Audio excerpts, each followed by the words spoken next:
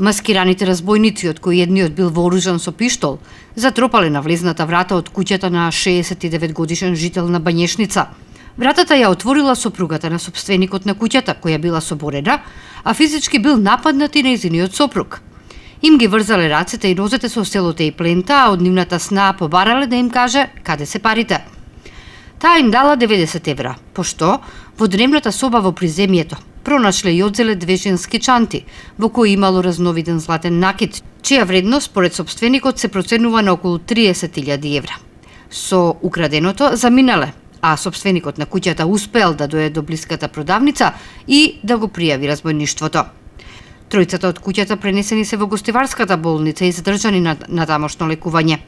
Јавен обвинител и екипа од полициската станица Гостивар извршиле увид на местото на разбойништвото и истрагата е во тек. Се преземаат мерки и активности за откривање на сторителите.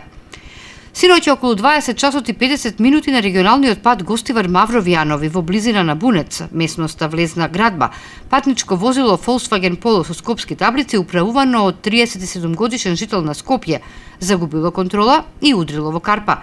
Нема повредени од излетувањето, но причината е материјална штета која изнесува околу 30.000 денари. Извршен е комплетен увид, а првично причина е неприлагодена брзина. Се расветлуваат сите поединости поврзани со оваа сообраќајна незгода.